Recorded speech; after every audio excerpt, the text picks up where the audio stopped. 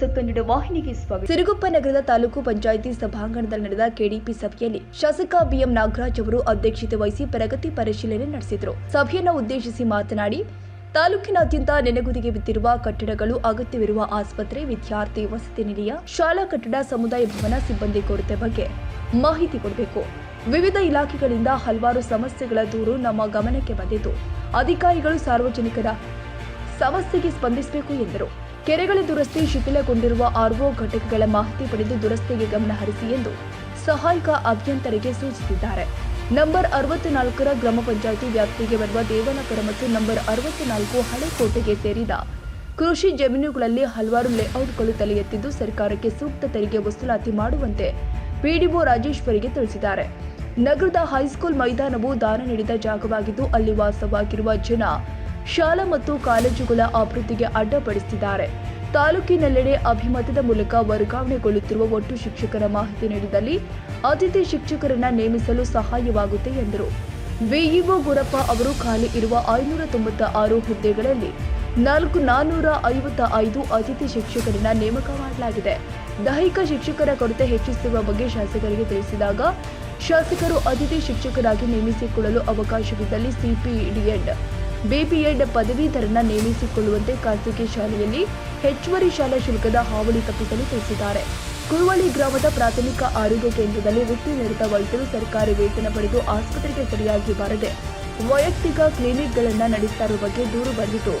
ಅಂತಹ ಇನ್ಯಾವುದೇ ವೈದ್ಯರಾಗಲಿ ಸಿಬ್ಬಂದಿಗಳು ಇದ್ದಲ್ಲಿ ಅವರ ಬದಲು ಬೇರೆಯವರನ್ನ ತರುವಲ್ಲಿ ಪ್ರಯತ್ನಿಸಿ ಸಾರ್ವಜನಿಕರಿಗೆ ಸೂಕ್ತ ಸೇವೆ ನೀಡುವಂತೆ ಟಿಎಚ್ಒ ಡಾಕ್ಟರ್ ಈರಣ್ಣ ಅವರಿಗೆ ತಿಳಿಸಿದ್ದಾರೆ.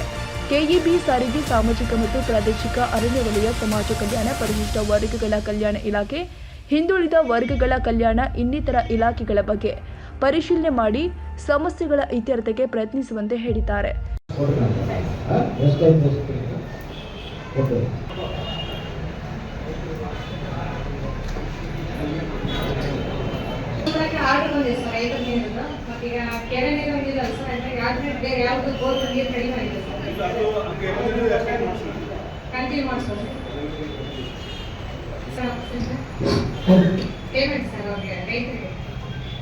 ಪ್ರೈವೇಟ್ ಬೋರ್ನಿಂದ ರೈತರ ನೀರು ತಿಳ್ಕೊಂಡು ಸರ್ ಅವ್ರಿಗೆ ಪರ್ ಮಂತ್ 9 ಆಗಿದೆ. ಮೊನ್ನೆ ಕೂಡ ಪ್ರಪೋಸಲ್ ಹೋಗಿದೆ, ಜಮಾ ಆಗುತ್ತೆ ನೋಡಿ. 13ನೇ ತಾರೀಕು ಲಾಸ್ಟ್ ನಂದು 13 ತಾರೀಕು ನಂದು ಉಳಿದಿದ್ದು ಪಂಚಾಯತಿಗೆ ಕೊಡಬೇಕು. ಮತ್ತೆ ಈಗೇನು ಕೆರೆ ಖಾಲಿ ಆಗಿದೆ ಅಂತೆಲ್ಲ ಎಕ್ಸ್ಟೆಂಡ್ ಮಾಡೋಕೆ ಅವಕಾಶ ಇದೆ. ಪಂಚಾಯತಿಗೆ ಕೊಡ್ತೀವಿ, ಬಟ್ ರೈತರಿಂದ ನೀರು ತಗೋರಿ, ಕೆಲವೇ ನೀರು ಬಿಡೋ ತನಕ ರೈತರು ಹಂಗೆ ಕಂಟಿನ್ಯೂ ಮಾಡಿ ಕೊಡ್ತೀವಿ. ನೀರಿಲ್ಲ ಕಂಟಿನ್ಯೂ ಮಾಡಿ, ರೈತರು ಸ್ಟಾಪ್ ಕೊಡ್ರಿ. ಸಮಸ್ಯೆ ಅಂತ ಬಂದ್ರೆ ದಯವಿಟ್ಟು ಕಂಟಿನ್ಯೂ ಮಾಡಿ. 13ಕ ರಾಜ್ಯದಲ್ಲಿ 13 ಎಲಿಮೆಂಟ್ಸ್ ಇಂದ ಕೊಡಲ್ಲ, ಪಂಚಾಯತಿಯಿಂದ ಕೊಡಿಸ್ತೀವಿ ನಾವು. ಗ್ರಾಂಟ್ ಇದಾಗಿದೆ ಸರ್. ಅದರಲ್ಲಿ ಒಂದು ಮುಕ್ತಾಯ ಆಗಿದೆ, ಇನ್ನು 16 ಕಾಮಗಾರಿ ಇದಾವೆ ಸರ್. ಅದರಲ್ಲಿ 15 ಪ್ರಗತಿ ಇದಾವೆ ಸರ್. ಒಂದು ಪ್ರಾರಂಭಿಸ್ಬೇಕು ಸರ್, ಅದೇ BG ಜಿಲ್ಲೆದು ಸ್ವಲ್ಪ ಕೋರ್ಟ್ನಲ್ಲಿರೋ ಸಲುವಾಗಿ ಅದು ಪ್ರಾರಂಭಿಸಿದೆ ಸರ್. ಆಮೇಲೆ ಈ ಕಲ್ಯಾಣ ಕರ್ನಾಟಕ ಅಭಿವೃದ್ಧಿ ಪ್ರದೇಶಾಭಿವೃದ್ಧಿ ಯೋಜನೆ ಅಡಿಯಲ್ಲಿ 2020-21 ಸಾಲಿನಲ್ಲಿ 30 ವರ್ಕ್ನಲ್ಲಿ 28 ಕಂಪ್ಲೀಟ್ ಆಗಿದೆ ಸರ್. 2 ಕಾಮಗಾರಿ ಬಾಕಿ ಇದೆ. ಅದರಲ್ಲಿ 2 ಕಾಮಗಾರಿನೂ ಪ್ರಗತಿ ಇದಾವೆ ಸರ್. ಅದು 2 ಕಾಮಗಾರಿ ಇದು school building sir. School building ಅದೇ ಕಾಮಗಾರಿ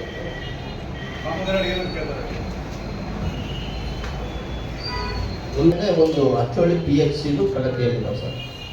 ಇನ್ನು ಉಳಿದಿದ್ದು 28 ಕಂಪ್ಲೀಟೆಡ್ ಆಗಿದೆ ಸರ್. ಅದರಲ್ಲಿ ಕೆಲವು ಹಚ್ಚೋಳಿ PHCನಲ್ಲಿ ಏನೇನು ಕೊಡ್ತೀವಿ, ನೀವು ಏನೇನು ಮಾಡ್ತಾ ಇದ್ದಾರೆ ಅಲ್ಲಿ ಕ್ವಾರ್ಟರ್ಸ್ ಸರ್. ಅದು ಕ್ವಾರ್ಟರ್ಸ್ ಏನು ಕ್ವಾರ್ಟರ್ಸ್ ಇಲ್ಲ, ಡಾಕ್ಟರ್ಸು ಆಮೇಲೆ ನರ್ಸ್ ಕ್ವಾರ್ಟರ್ಸು, ಆಮೇಲೆ ಡಿ ಗ್ರೂಪ್ 2 ರೂಮ್ ಇದಾವೆ ಸರ್. ಏನೇನಿದ್ದಾರೆ ಈಗ ನಾನು ಮತ್ತೆ ಪ್ರಸ್ತಾಪನೆ ಕೊಟ್ಟಾರೆ. ಮತ್ತೆ ಈಗ ನಿಮಗೆ ಅವ್ರಿಗೆ ಈಗ ಏನು ಅವ್ರಿಗೆ ಸಂಪರ್ಕದಾಗಿರೋದಿಲ್ಲ, ನಿಮಗೆ ಅವ್ರಿಗೆ ಈಗ ಏನೇನು ನಿಮ್ಮ ಪಾಟಿಗೆ ನೀವು ಅವ್ರಿಗೆ ಪ್ರಸ್ತಾಪನೆ ಕೊಟ್ಟಿದ್ದು ಮಾಡ್ತೀರಾ, ಇಲ್ಲ ಸಪ್ರೇಟಾಗಿ ನಿಮಗೆ ಇದರಲ್ಲಿ ಏನು ಬಂದಿರುತ್ತೆ ಅದು ಮಾಡ್ತೀರಾ? ಇಲ್ಲ ಸರ್, ಪ್ರಸ್ತಾಪ ಆಗಿ ನಮ್ಮ ಮತ್ತೆ ಬರುತ್ತೆ ಸರ್. ಅದನ್ನು ನಾವು ಎಸ್ಟಿಮೇಟ್ ಮಾಡಿ ಮಾಡ್ತಿರೋದು. ಇದು 2000 ಈಗ ಇನ್ನೊಂದು ಏನು ಮಾಡ್ತಾ ಇದ್ದಾರೆ, ಈಗ ಎಸ್ಟಿಮೇಟ್ ಮಾಡಿ ಕಳಿಸ್ತಿಲ್ಲ. ಡಾಕ್ಟರ್ ಕ್ವಾರ್ಟರ್ಸ್ಗೆ ಸಪ್ರೇಟ್ ಆಗುತ್ತೆ ಎಸ್ಟಿಮೇಟ್. ಡಾಕ್ಟರ್ಸ್ ಕ್ವಾರ್ಟರ್ಸ್ ಕೊಡ್ಸ್ಬೇಕಾದ್ರೆ ಅವ್ರಿಗೆ ಎಸ್ಟಿಮೇಟ್ ಕಾಸ್ಟು ಜಾಸ್ತಿ ಆಗುತ್ತೆ. ಈಗ ನೀವು ಅದರಲ್ಲಿ ಏನು ಮಾಡ್ತೀರಿ, ಅದನ್ನು ಆಮೇಲೆ ಅಲ್ಲಿ ನರ್ಸ್ ಕ್ವಾರ್ಟರ್ಸು ಆಮೇಲೆ ಸಿಬ್ಬಂದಿ ಇದಕ್ಕೆ ಅಂತ ಹೇಳಿ ಇಟ್ಕೊಳ್ತೀವಿ. ಅದಕ್ಕೆ ನಾವು ಯಾವಾಗಲೂ ಟ್ಯಾಲಿ ಮಾಡಿ ದುಡ್ಡು ಹಾಕ್ಬೇಕಂದ್ರೆ ವ್ಯತ್ಯಾಸ ಆಗುತ್ತೆ. ಅದರಲ್ಲಿ ಪರ್ಟಿಕ್ಯುಲರ್ ಇದು ಡಾಕ್ಟರ್ದು ಸಪ್ರೇಟ್ ಕೊಡ್ರಿ, ಇದನ್ನು ಸಪ್ರೇಟ್ ಕೊಡ್ರಿ ಅಂತ ಹೇಳ್ತಾರೆ. ನಮಗೆ ನಾರ್ಮ್ಸ್ ಪ್ರಕಾರ ಅದನ್ನು ಮಾಡೋಕ್ಕೆ ಬರೋಲ್ಲ. ಈಗ ನೀವು ಎಸ್ಟಿಮೇಟ್ ಏನು ಮಾಡ್ತೀರಿ? ಬೈ ಚಾನ್ಸ್ ನಿಮಗೆ ಏನಾದರೂ ಎಸ್ಟಿಮೇಟ್ ಕಾಸ್ಟು ಏನಾದರೂ ಮಾಡಿದ್ರೆ ಈಗ ರಿವೇಜ್ ಕಾಸ್ಟ್ ಎಷ್ಟಾಗುತ್ತೋ ಅದನ್ನೆಲ್ಲ ಡಿಪಾರ್ಟ್ಮೆಂಟಿಗೆ ಕೊಡ್ಬೋದಲ್ಲ. ಅವರು ಒಂದು ಇಷ್ಟೇ ಆಗೋದು ಇಷ್ಟೇ ಇರ್ತದೆ ಹೇಳಿ ಅವ್ರು ಇದ್ರ ಪ್ರಕಾರ ಕೊಡ್ತಾರೆ. ಆಮೇಲೆ ನೀವು ಹಾಕಿ ಪಿ ಡಬ್ಲ್ಯೂ ಅವರು ಹಾಕಿ ಪರ್ಟಿಕ್ಯುಲರ್ ನಿಮ್ಮದು ಎಸ್ಟಿಮೇಟ್ ಕಾಸ್ಟು ನಿಮ್ಮದು ಇದೆ ಬೇರೆ ಇರುತ್ತೆ. ಈಗ ನಮಗೆ ಹೇಳ್ತೀರಿ ಇಷ್ಟ ಆಗೋದಿಲ್ಲ ಇಷ್ಟು ಕೊಡಬೇಕಾಗುತ್ತೆ. ಆಮೇಲೆ ಕೆಲವು ಕಡೆಗೆ ಏನು ಮಾಡಿದ್ರಿ, ಕೆಲವು ಕಡೆ 3 ಲಕ್ಷ ತೊಗೊಂಡ್ರಿ, ಕೆಲವು ಕಡೆಗೆ 18, ಕೆಲವು ಕಡೆ 20, ಕೆಲವು 22 ಹೆಂಗೆ ಬೇಕಂದ್ರೆ ತೊಗೊಂಡ್ರೆ ಏನಾದ್ರು ಜಾಗದ ಇದ್ರ ಮೇಲೆ ತೊಗೋತೀರಾ ಇಲ್ಲ ಸುಮ್ಮನೆ ರ್ಯಾಂಡಮ್ ಆಗಿ ಎಲ್ಲ ಮಾಡೋ ಕಾಸ್ಟ್ ಎಷ್ಟಾಗುತ್ತೆ ನಿಮಗೆ ಅವರಿಗೆ ಭಾಳ ವ್ಯತ್ಯಾಸ ಆಗುತ್ತೆ. ಗೌರ್ಮೆಂಟ್ ಲೆವೆಲಲ್ಲಿ SR ಯೂಸ್ ಮಾಡೋದು ಎಲ್ಲ ಕಾಮನ್ SR ಬೇರೆ ಆಗುತ್ತೆ, ಪಿ ಡಬ್ಲ್ಯೂ ಕಾಸ್ಟ್ ಬೇರೆ ಆಗುತ್ತೆ. ಇಲ್ಲ ಬಿಲ್ಡಿಂಗ್ ಕೆಲವು ಕಡೆ ಸಿಮೆಂಟ್ ರೋಡ್ಗಳು ಹಾಕ್ತೀವಿ, ಕೆಲವು ಕಡೆ ಟೈಮ್ನಾಗ ನಾವು ರೇಟ್ ಟೈಪ್ ಮಾಡಿ ಕೊಟ್ಟಿರ್ತೀವಿ. ಟೆಂಡರ್ದು ಟೈಮ್ ಬಾಂಡ್ ಇರುತ್ತೆ ಸರ್. ನಾವು ಅದ್ರ ಪ್ರಕಾರ ಟೈಪ್ ಮಾಡಿ ಆದ್ಮೇಲೆ ಅವ್ರಿಗೆ ಏನು ಮಾಡ್ತೀವಿ, ಪೆನಾಲ್ಟಿ ಹಾಕ್ತೀವಿ, ನೋಟಿಸ್ಗಳು ಕೊಡ್ತೀವಿ ಸರ್. ಒಂದು ವೇಳೆ ಅವರು ನೋಟಿಸ್ ಸ್ಪಂದಿಸಿ ಮಾಡಿದ್ರೆ ಅವ್ರಿಗೆ ಪೆನಾಲ್ಟಿನೂ ಮಾಡ್ತೀವಿ ಸರ್. ಆಮೇಲೆ ಅವ್ರು ಪೂರ್ತಿ ಬರಲೇ ಇಲ್ಲ ಮಾಡಲೇ ಇಲ್ಲ ಅಂತಂದರೆ ಅದನ್ನ ರಿಸ್ಟರ್ನ್ ಕಾಸ್ಟ್ ಮೇಲೆ ರಿಸೈನ್ ಮಾಡ್ಬಿಡ್ತೀವಿ ಸರ್. ಈಗ ನೋಡ್ರಿ, ಮೊನ್ನೆ ನಾವು ಕೆಲವು ಕಡೆ ಪೂಜೆ ಮಾಡಿದ್ವಿ. ಏನಾಯಿತು, ಟೈಮ್ ಆಗ್ಬಿಟ್ಟು ಸರ್, ಮೆಸೇಜ್ ಮಾಡಿ ಸರ್, ಟೈಮ್ ಮಾಡಿ ಈಗೇನು ವಾರದಾಗ ತಿಂಗಳ ಕಟ್ಟಿ ಬಿಡ್ತಾನೆ ಅನ್ನೋದಕ್ಕೆ ಅವಸರ ಮಾಡಿ ಸುಮ್ಮನೆ ನೀವೇನು ಪೂಜೆ ಮಾಡಿ ಮಾಡಿದ್ವಿ. ಆಮೇಲೆ ಕೆಲವು ಕಡೆ ಜನ ಪೂಜೆ ಮಾಡಬೇಕಾಗಿಲ್ಲ, ಬಿಲ್ಡಿಂಗ್ ಆಗ್ತದೆ, ಕಟ್ಟಡ ಆಗ್ತದೆ. ಕೆಲವು ಕಡೆ ಹೋಗ್ಬಿಟ್ಟಾರೆ, ಅರ್ಧ ಮಾಡಿ ಹೋಗ್ಬಿಟ್ಟಾರೆ, ಕೆಲವು ಕಡೆ ಇದು ಸ್ಟಾರ್ಟೇ ಮಾಡಿಲ್ಲ ಅಂತಂದರೆ ನಿಮ್ಮ ಗಮನದಾಗ ಯಾವ ಇಲ್ಲ ಅವ್ರಿಗೆ ಒಂದು ಸ್ವಲ್ಪ ನೋಟಿಸ್ ಮಾಡಿ ಟೈಮ್ ಮಾಡಿ. ಈಗ ಸಿರುಪರು ಯಾವುದು ಅಂಗನವಾಡಿ ಸ್ವಲ್ಪ ಬರ್ತಾನೆ ಇಲ್ಲ ಇದು ಮಾಡ್ತಾರೆ. ಪೂರ್ಣಕ್ಕೆ ಅಂದ್ರೆ ಸರ್ ಅದೇ ಬರ್ತಾರೆ ಸರ್. ಯಾಕೆ ಮಾಡಿದ್ರೆ ಮಕ್ಕಳು ಈಗ ಫೈನ್ ಸರ್, ಈಗ ಅಪ್ಡೇಟ್ ಸರ್ ಮಾಡ್ತೀವಿ, ಮತ್ತೆ 3 ತಿಂಗಳು ಲೇಟ್ ಆಗುತ್ತೆ. ಹೊಸ ಇದು ಮಾಡ್ತಾರೆ, ಮತ್ತೆ ಹೊಸ ಏಜೆನ್ಸಿ ಮತ್ತು ಇದೆಲ್ಲ ಮಾಡಿ 3 ತಿಂಗಳೇನಾಗಲ್ಲ ಸರ್.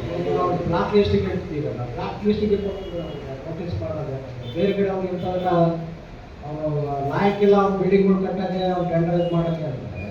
ಅವ್ನಿಗೆ ಬ್ಲಾಕ್ ಲಿಸ್ಟಲ್ಲಿ ಬೇರೆ ಕಡೆ ಅವ್ನಿಗೆ ಅವಕಾಶ ಕೊಡಲಿಲ್ಲ ಮಾಡೋದು ಒಳ್ಳೆಯದು. ಇಲ್ಲ ಅದೇ ಥರ ಪ್ರಪೋಸ್ ಮಾಡ್ತೀವಿ ಸರ್. ಅಲ್ಲಿ ಮೇಲೆ ಸಿಯಿಂದ ಇದು ಮಾಡಬೇಕು ಅದು.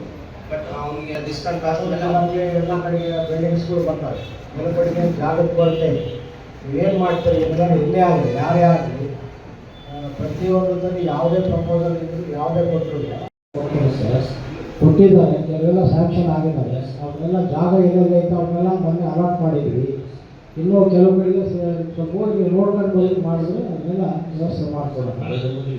ಆಮೇಲೆ ತಿರುಗಿ ಅದೊಂದು ತೊಂದರೆ. ಆಮೇಲೆ ನಡೆಯಿತು ಅಂತಂದರೆ ಈಗ ಸರ್ಕಾರದ ಇದರಲ್ಲಿ ತೊಗೊಳಕ್ಕೆ ಅವಕಾಶ ಇದೆ. ಆಮೇಲೆ ನಮಗೆ ತೆರಿಗೆ ಸಮುದಾಯ ಆರೋಗ್ಯ ಕೇಂದ್ರದ್ದು ನಮಗೆ 90 ಕೋಟಿ ಜಿಲ್ಲಾ ಅಂತದ್ದು ಮತ್ತೆ ನಾನು ಮತ್ತೆ ಬೇಗ ನಮಗೆ ಅಂತ ನಾನು ಇದು ಮಾಡಿಕೊಡ್ತೀನಿ. ಅದಾದ್ಮೇಲೆ ನಾನು ಯಾವ್ದು ತೊಗೊಳ್ತೀನಿ ಕೊಡ್ರಿ ಅಂತ ಹೇಳಿದ್ದೀನಿ.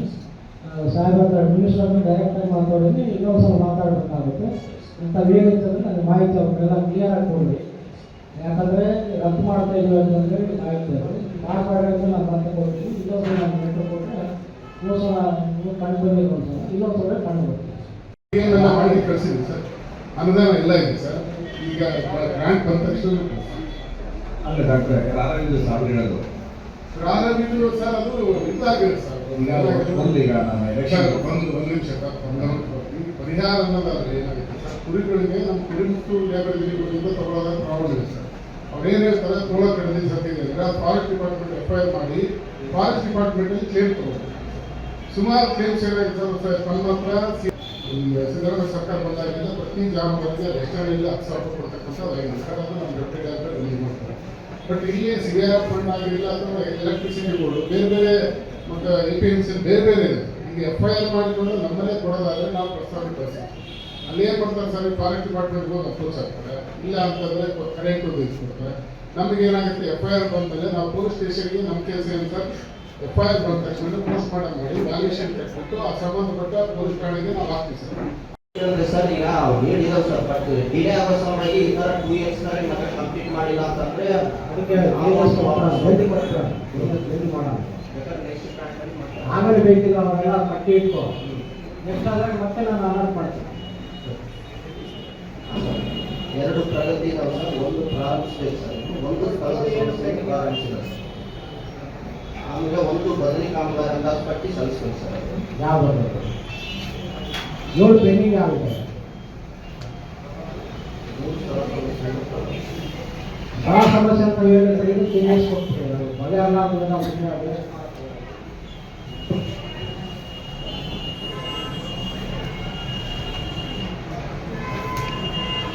ಸರ್ ಒಂದು ಸಿವಿಲ್ ಸಿದ್ದರಾಮೇಶ್ವರ ಸರ್, ಇನ್ನೊಂದು ಅದು ಬಾಗೇವಾಡಿದು ಚೇಂಜ್ ಆಗಿದೆ CC ರೋಡ್. ನಾವು ಚೇಂಜ್ ಮಾಡಿದ್ವಿ ಸರ್, ಮತ್ತೆ ಈಗ ಅದೇನೋ ಚೇಂಜ್ ಈ ಊರು ಏನಿದೆ ಸರ್, ನಾಯಿಗಳಿದೆ. ಆ ನಾಯಿಗಳು ಹೊರಗಡೆ ಬಂದ್ಬಿಟ್ಟು ಗಾಳಿ ಮಾಡ್ತಾರೆ ಸರ್. ಈಗ ಸ್ವಲ್ಪ ಎಲ್ಲ ಹೊರಗಡೆ ಬರ್ಬೇಕು. ಏನಾಗುತ್ತೆ, ಇವರು ಸಾಥ್ ಕೇಳಿದ್ರಿಗೆಲ್ಲ ತೋಳಗಳು ಇಲ್ಲೇ ಇಲ್ಲ. ನಮ್ಮ ಸೈನ್ಸ್ ಪ್ರಕಾರ ಕಾಲ ಟೆಕ್ನಿಕಲಿ ಪ್ರಾಬ್ಲಮ್ ವೈಲ್ಡ್ ಅನಿಮಲ್ಸ್ ಅಂತಂದ್ರೆ ಪಾಸ್ ಆಗ್ತದೆ. ಅದು ಟೆಕ್ನಿಕಲ್ ಅಲ್ಲಲ್ಲ, ನೀವು ಒಂದು ನಿಮಿಷ ಪ್ರಶ್ನೆ ಮಾಡಲ್ಲ. ತೋಳೆಯಿಂದ ಮರಣ ಸತ್ತಿರೋದು ಮರಣ ಪ್ರಮಾಣ ಪತ್ರ ನೀವು ಕೊಟ್ರೆ ರೈತರಿಗೆ ಪರಿಹಾರ ಬರುತ್ತೆ, ಕರೆಕ್ಟಾ? ಈಗ ನಿಮ್ದು ನಾವು ಕೇಳೋದು, ನಾವು ತೋಳೆ ಇಲ್ಲ ಅಂತ ಸರ್ಟಿಫೈಡ್ ಮಾಡೋಕ್ಕಾಗಲ್ಲ, ಹೌದಲ್ಲ? ಫಾರೆಸ್ಟ್ ನಲ್ಲಿ ಇದ್ದೇ ಇರ್ತಾವ ವೈಲ್ಡ್ ಅನಿಮಲ್. ನೀವೇನ್ ಹೇಳಿದ್ರಿ, ತೋಳೆಯಿಂದ ಮರಣ ಹೊಂದಿದ ಅಂತ ಕೇಳಿ ನಾವೇನು ಪ್ರಶ್ನೆ ಮಾಡ್ತೀವ? ಇಲ್ಲ ತಾನೆ? ಅದನ್ನು ದಯಮಾಡಿ ಕಳಿಸ್ಕೊಡಿ. ಒಟ್ಟಾರೆ ರೈತರಿಗೆ ಪರಿಹಾರ ಬೇಕು. ಐದಾರು ಇಲಾಖೆನ ಕೊಡಿ, ಇಲ್ಲ ಅರಣ್ಯ ಇಲಾಖೆನ ಕೊಡಿ. ಡಿಲೇ ಮಾಡಬೇಡಿ. ನೀವು ಕೂಡ ದಯಮಾಡಿ ಆ ರೈತರಿಗೆ ಅನ್ಯಾಯ ಆಗಿದೆ, ಅದೇ ಥರನೇ ರೆಕಮೆಂಡ್ ಮಾಡಿ. ನಮ್ಮಲ್ಲಿ ತೋಳೆ ಇಲ್ಲ, ಮರಣ ಹೊಂದಿಲ್ಲ ಅಂತ ಕೊಡಕ್ಕೆ ಹೋಗ್ಬೇಡಿ. ದಯಮಾಡಿ ಮರಣ ಹೊಂದಿಲ್ಲ ಅಂತ ಮಾಡಿದ್ದೀನಿ, ದಯಮಾಡಿ ಅದನ್ನು ಮಾಡಿ, ದಯಮಾಡಿ ಕಳಿಸ್ಕೊಡಿ. ಬಟ್ ನಿಮ್ಮದು ಪ್ರಸ್ತಾವನೆ ಪಾಸಿಟಿವ್ ಆಗಿದೆ. ಅಲ್ಲಿ ರೈತ ಕಂಪ್ಲೇಂಟ್ ಮಾಡಿದ್ದೇನೆ ಸರ್, ತೋಳೆ ಕಳೆದು ಸತ್ತಿದ್ದಾವೆ ಅಂತ ಹೇಳ್ತಾರೆ ಸರ್. ಅದ್ರ ಪ್ರಕಾರ 4 ಹೋಗಿದ್ದಾರೆ, ರಿಪೋರ್ಟ್ ಮಾಡಿದ್ದಾರೆ ಸರ್. ಈ ಕುರಿಗಳು ಸತ್ತಿರೋದು ಸರ್ ತಮಗೆ ತಿಳಿದಾಗಿದೆ ಸರ್. ಪ್ರಕೃತಿ ವಿಕೋಪದಿಂದ ಸಿಡಿಲು ಪಡೆದು ಏನಾದರೂ ಅನಾಹುತ ಆಗಿ ತಿಳ್ಕೊಂಡು ಹೋದರೆ ನಮ್ಮಿಂದ ಎಷ್ಟು ನಾವು ಇಮಿಡಿಯೇಟ್ ಪರಿಹಾರ ಕೊಟ್ಬಿಡ್ತೀವಿ ಸರ್. ಒಂದು ವೇಳೆ ಕಾಯಿಲೆ ಬಂದು ಇದಾದ ಹೋದರೆ ಅವರು ಕುರಿ ನಿಗಮ ಮಂಡಳಿಗೆ ಕೊಡ್ತಾರೆ. ಬಟ್ ಇಲ್ಲಿ ಇವರಿಗೆ ವರದಿ ಬಂದಿದೆ ಸರ್, ಇವರು ತೋಳ ಕಡಿದಿದೆ ಅಂತ ವರದಿ ಮಾಡಿದ್ದಾರೆ ಇವರು ಡಾಕ್ಟ್ರು. ಬಟ್ ಈಗ ನಾನು ಮತ್ತೆ ಅರಣ್ಯ ಇಲಾಖೆ ಕಳಿಸ್ಕೊಟ್ಟಿದ್ದೀನಿ ತಮಗೆ. ಈಗ ರೈತರಿಗಂತೂ ಪರಿಹಾರ ಬೇಕು. ಈಗ ವೈದ್ಯರು ಹೇಳ್ತಿದ್ದಾರೆ ತೋಳ ಕರೆದು ತಿಳ್ಕೊಂಡು ಹೋಗಿದ್ದಾರೆ ಅಂತ. ನಿಮಗೆ ಪ್ರಸ್ತಾವನೆ ಕಳಿಸಿದ್ದೀನಿ ನಾನೀಗ. ಅದ್ರ ಈಗ ಮತ್ತೆ ಅವರು ನಿಮ್ಮಿಂದ ಮತ್ತೆ ವರದಿ ಡಿಲೇ ಆಗಬಾರ್ದು. ಹೋಗಿದೆಯಾ ಇಲ್ಲ?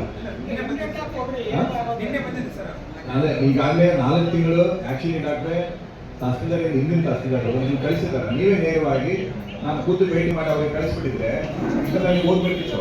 ನಿಮ್ಮಲ್ಲೇ ಡಿಲೇ ಆಗಿರೋದು 4 ತಿಂಗಳು ಸುಮ್ಮನೆ ಹಾಗೆ ಇಟ್ಕೊಂಡಿರೋ ನಮ್ಮಿಂದ ಬಂದ್ಮೇಲೆ. ಇಲ್ಲಿ ಏನಾಗಿರಲಿ ಬಿಡಿ, ಅದು ಪೇಪರ್ ಎಲ್ಲಿ ಡಿಲೇ ಆಗಿದೆ ನನಗೆ ಕೂತು ಗೊತ್ತು.